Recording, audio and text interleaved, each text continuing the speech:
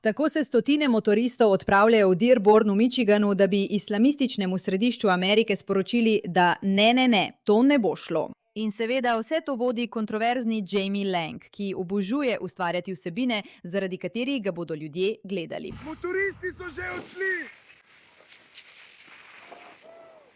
Motoristi so tukaj!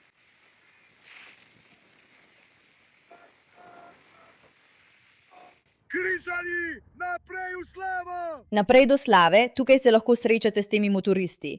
In tukaj je motorist, ki pove resnico o tem, kaj se v resnici dogaja. Ali so že na poti.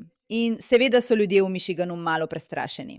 Ali, kot bi lahko rekli, so islamistični župani Michigana zaradi tega nekoliko nervozni. Zakaj grejo tja? O tem bomo zdaj govorili, ker v motociklistični skupnosti kroži velika govorica o Dearbornu v Michiganu. Torej, povedal vam bom, kaj se dogaja in nekaj resnice o tem, ali motoristi res zapuščajo Sturgis in gredo v Dearborn, zakaj bi se motoristi sploh pojavili v Dearbornu in katere stvari so v tej zgodbi nekoliko bolj izmišljene. Dal vam bom svoje mnenje med razlago in seveda želim slišati tudi vaše, kakršnokoli že je. Pojdimo kar naravnost v to. Torej, zakaj Dearborn v Michiganu? No, najprej se moramo vrniti na 2. avgusta. Tukaj je mesto imelo svojo letno armensko slovesnost. To ima nekaj opraviti s šiitskimi muslimani. No, pojavili so se ljudje. No, eden od protidemonstrantov, ki je bil tam, je bil napaden. Njegovo ime je Jake Lang, to je potrjeno. Torej, Jake Lang in njegov kolega pastor sta se dejansko odločila, da bosta organizirala dan krščanske slovesnosti. Prav, ta je načrtovan za 18. avgusta. Sturgis se konča 16. avgusta.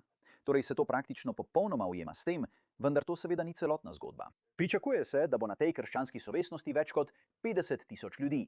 Motoriste pa izrecno vabijo, naj se udeležijo. Pravzaprav je eden od pastorjev, ki to organizira, pozval motoriste, klube in njihove predsednike, naj pridejo. Mislim, govorili smo o tem, da če se islamistični prevzem nadaljuje tako kot zdaj in vlada tega ne ustavi, ker tega ne ustavlja, bo prišlo do, ne bi rekla ravno državljanske vojne, ampak do resnega odpora strani verskih ideologij, ki jih ne zanima, da bi jih islamisti osvojili.